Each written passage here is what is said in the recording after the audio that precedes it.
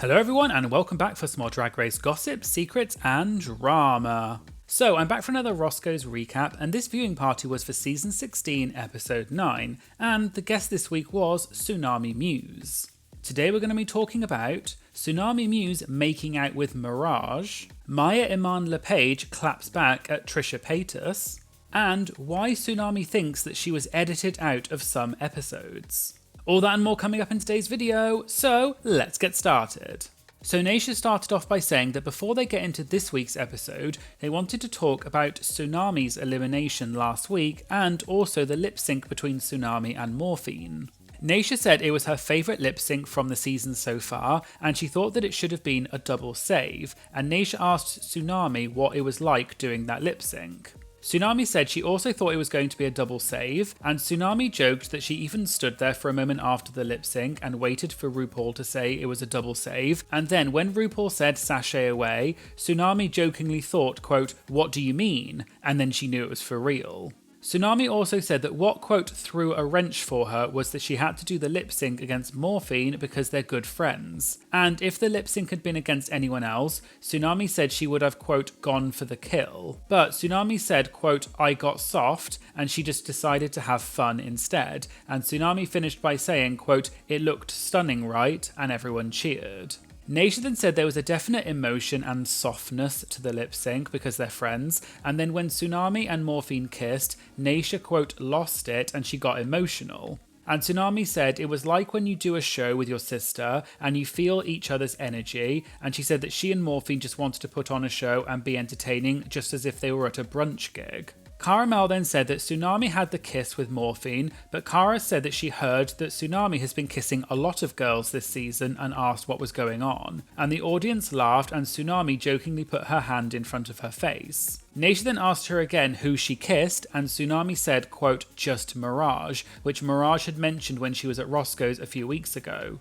Naysha then asked Xunami whether they kissed once or more than once, and Xunami took a drink and just said, "huh?" and everyone laughed. But Xunami said, quote, "who's counting?" and then she just said, quote, "4. And just in case you don't know, this is a reference to a clip of Xunami that went viral when Xunami was doing a toast and she said the word 4, I believe, but she said it in a really funny way, and since then people have reposted this clip of Xunami and it's become a kind of meme about Xunami. Anyway, back to Roscoe's, and they talked about this week's episode, and the Maxi Challenge was a design challenge where the queens had to make a goth-inspired look. And Caramel asked Xunami, based on her experience working with the other queens on the season, which queen is Xunami most nervous for in this challenge? Xunami said Mhi'ya Iman LePage, and explained that for the ball challenge, which was episode 3, they give you 2 days for the challenge. The first day is 6 hours or more, and then the second day is when you do the runway, and they give you about an hour and a half to work on your outfit before the runway. But Xunami said on the second day, Mhi'ya had a different outfit, and Mhi'ya was listening to the lip sync song and presumably was preparing herself for the lip sync. And Xunami said although she didn't really know Mhi'ya that well at that point, she went over to her and said, quote, "don't give up, you still have this amount of time, do something." Mhi'ya then apparently thanked Xunami and then whipped out a different outfit, which is the outfit that she actually showed on the runway, and she did all of that in just an hour and a half. Xunami said she actually liked Mhi'ya's second outfit, and it was actually the other queens that voted Mhi'ya to be in the bottom that week because it was the Rater Queen, but Xunami didn't vote for Mhi'ya to be in the bottom. But Xunami said Mhi'ya was the one who probably struggled the most, which is why she's looking forward to see how this challenge turns out. Batty Davis then said that there have been 3 design challenges this season, and Xunami said, quote, "I mean, so many designers in there." Batty then asked Xunami if she felt that the show caters the challenges to the contestants, and Xunami said that it would be, quote, "stupid for the show to not look at what the strengths of the cast are and then cater the challenges to suit those strengths.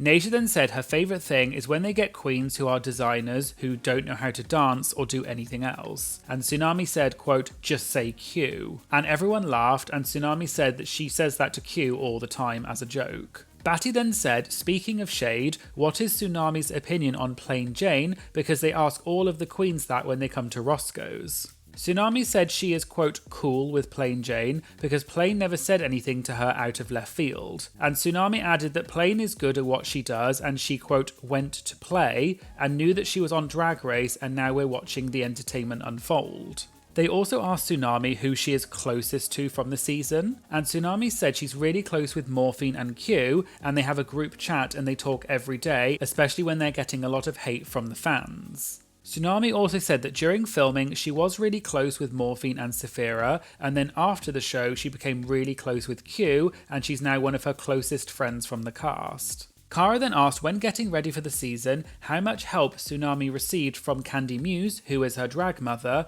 and also the House of Aja, because Kandy Muse has been part of the House of Aja in the past. Xunami joked and said, quote, with the bleep they pulled, I didn't want any, and then clarified that she was kidding. Xunami said that she would go to Kandy with specific questions, but that was kind of it. But Kandy wanted to finance one of Xunami's looks, and Xunami joked that she, quote, allowed Kandy to give her money to pay for one of her looks. Naysha and Batty then asked which outfit it was that Kandy paid for, but Xunami said that Kandy just sent her the money and it went into her bank account, so it wasn't used on a specific outfit, it was just kind of used for the general outfit budget. And Xunami also said the main thing that Kandy contributed was advice, and apparently she just said to Xunami that she needed to go on the show and, quote, have fun, and that's the most important thing. Batty then brought up the feud that happened between Plain Jane and Amanda Tori Meating, and Batty said this was one of the first times in Drag Race that we really saw one of the queens being, quote, attacked in that kind of way, and she asked what Xunami thought when she heard all of that. Xunami said that Plain was giving Amanda, quote, unsolicited advice, and she was gagged and couldn't believe that it was actually happening, and she also said that it was, quote, fierce. But Xunami said that they're all adults, and Amanda, quote, chewed Plain up in her responses, and Plain didn't know what to say, and Xunami said she was, quote, highly entertained. Cara then said that now that Amanda is gone, Plain is looking for a new victim, and in this episode it seems to be Plasma. And Xunami said yes, but looked a bit confused. And then Naysha joked that Xunami had only just clearly realised that that was what was happening. They then talked about the moment in the episode when Sapphira was helping Mhi'ya to make her outfit, and Naysha asked what the other people's opinions were regarding queens helping other queens with their outfits. Cara said the queens shouldn't be helping the other queens in her opinion, and Xunami said it's Sapphira's choice if she wants to help, but it will come at her expense because she has less time to work on her own outfit. And Xunami said that's probably why Sapphira didn't make the coat for the doll design challenge, because she was also helping Mhi'ya. But Xunami also added that Sapphira did actually help her in that challenge and they just didn't show it. And Naysha joked and said, quote, the truth comes out. But Xunami said that she only ever asked the queens questions for advice, but no one ever actually worked on her outfit, she did it all herself. They then talked more about the subject of queens helping other queens in the design challenge, and Naysha said that although it's Sapphira's choice whether she wants to help Mhi'ya, what the other queens are feeling in the workroom is, quote, totally valid, because it's still a competition at the end of the day. And the contestants are competing on their own, but in this instance, Naysha said, quote, you have someone with a crutch who has been helped not just once, but twice. Naysha also said that not only that, but she's not sure if this is just the editing, but you had Sapphira telling Mhi'ya what she needed to do on the outfit, and Mhi'ya then just said, quote, huh? And Naysha said, quote, come on B, put a little more effort into this. I'm effing practically doing the whole bleep for you. You can stitch this bleep up at least, damn. And they mentioned that Dawn didn't look very happy about the fact that Mhi'ya was being helped by Sapphira in the episode, and they asked Xunami how she felt about it. Xunami laughed and clearly tried to get out of answering and pretended the episode was about to start again and said, quote, and now we're back. But the other hosts laughed and said that they were not. They then rephrased the question and asked Xunami whether in the ball challenge was Mhi'ya actively trying to help Sapphira when Sapphira was helping her with her outfit, or was Mhi'ya just chill and was letting Sapphira do it all for her? And Naysha said there's a difference. Xunami said she didn't really notice because she was focusing on her own outfit, and then Xunami said, quote, but I mean... And then she paused and then said, quote, I don't care, and everyone laughed. Naysha then said it would be a gag in that situation if Mhi'ya had been safe and Sapphira was in the bottom, but Xunami said if that were the case, it would have been Sapphira's fault. But Naysha said the problem that she was having is the, quote, lack of eagerness from Mhi'ya and not asking Sapphira what she could do to help her. They then got to the moment during the judges' critiques when Michelle said that something wasn't adding up because Mhi'ya had previously said that she can't sew, but then she had an entire outfit and all of the people on stage were laughing, and Naysha said, quote, "It's coming, B, it's coming." Naysha then said that in the first design challenge it was a big group, so it's fine if you get help, but now, quote, "B, you're coasting because someone is helping you." And Naysha said that's probably why production said, presumably to the judges, that they had to come for Mhi'ya and criticise her because she didn't make the outfit on her own. They then moved on and talked about the lip sync between Mhi'ya and Plasma, and Mhi'ya ended up winning. And Naysha asked if she felt it was fair for Plasma to go home over Mhi'ya, even though Plasma had 2 wins and has a better track record than Mhi'ya. And Naysha said it felt, quote, wrong because during the lip sync, stuff was falling off Mhi'ya's outfit, and then Mhi'ya did the reveal with the petals, which Naysha said was, quote, so groundbreaking. Xunami then asked if Naysha didn't enjoy Mhi'ya's performance, and Naysha said she did enjoy it, but it's called a lip sync and it's about syncing your lips and not about doing flips and tricks. But then Xunami asked, do you think it's a byproduct of where we are now that people would rather see tricks and flips in a lip sync? And Cara said track record should come into play, but Mhi'ya clearly outperformed Plasma and Xunami agreed. And Naysha said that's why she was surprised that Mhi'ya won, but she agreed that Mhi'ya did outperform Plasma, and Xunami said that Plasma got, quote, demolished.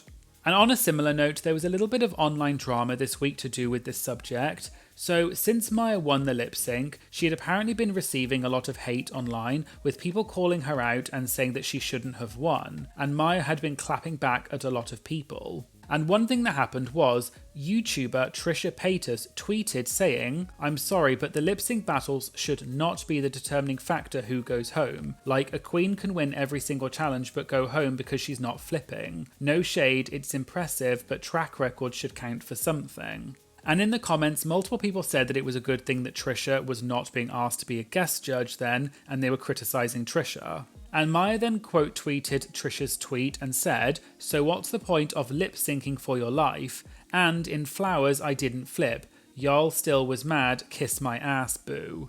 Trisha then replied to Mhi'ya and said, "I just started watching the season last season and was truly wondering. I didn't know it all came down to that, and honestly, you're gonna win the whole show, cause no one can compare to your performances." And then Amanda Tori Meating replied to Trisha's tweet and said, "We need a public list of Drag Race seasons someone has to watch before they're allowed to bring their bad takes to the internet, lol." Okay, so back to Roscoe's, and they then moved on to the audience Q&A, and someone asked how much time Xunami had to get ready for the season. And Xunami said 5 weeks, which seemed to surprise the others, because typically we've heard that queens only get between 2 to 4 weeks, depending on if the queen is an alternate or not. Someone else asked, with the iPod that the queens are given with the lip sync songs on, do they give you full songs, and how many songs are on the iPod? Xunami said it's not the full song, it's usually an edited version and no longer than 3 minutes. And they also don't get all the songs for the season at the same time. The iPods get updated and they get new songs added to them throughout the season. And Xunami said if she remembers correctly, they got the first 6 lip sync songs,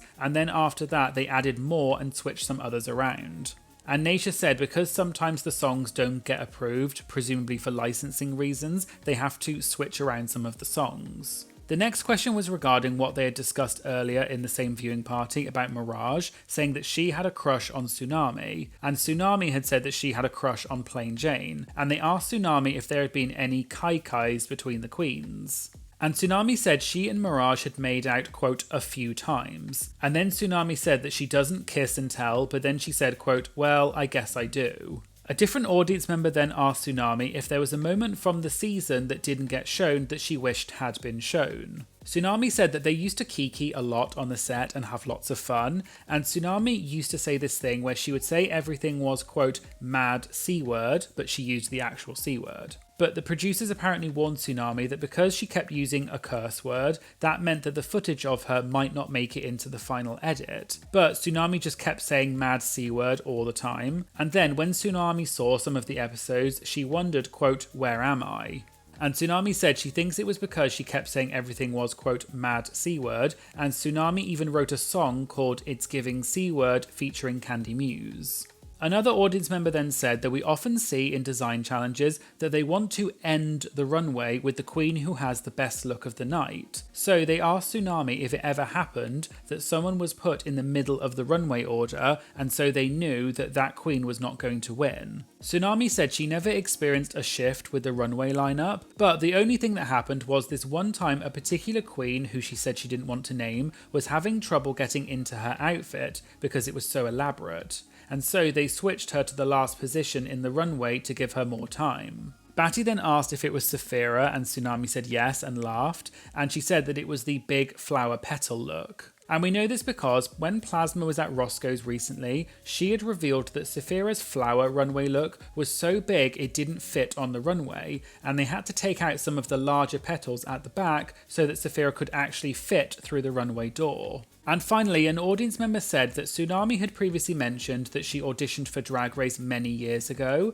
and they asked her what that was like and whether Xunami was glad that she didn't get on the season back then. Xunami said that she applied for seasons 4 and 5 and joked that the reason she didn't get on the show was because she was, quote, crunchy. And Xunami said that she's glad that she got on the show now rather than back then because it wouldn't have, quote, gave what it gave now, and her drag has improved so much since then. So there you go, there was my Roscoe's recap for Drag Race Season 16 Episode 9. What do you think of this week's elimination?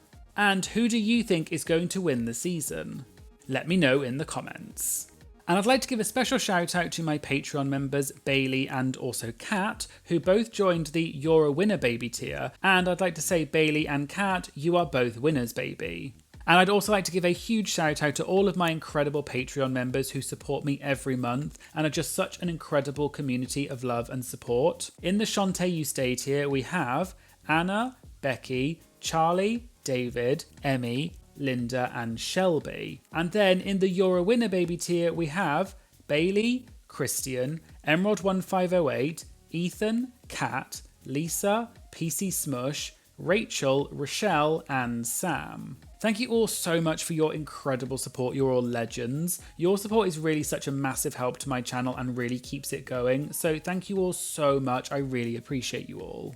And if you'd like to have your comment featured in my Have Your Say videos, as well as get early access to my videos and priority when submitting interview questions, please consider signing up to my Patreon and supporting my channel, and I'll put a link in the description. Please make sure you like, comment and share this video as it really helps support my channel. And of course, please make sure you hit the subscribe button to stay up to date about new uploads.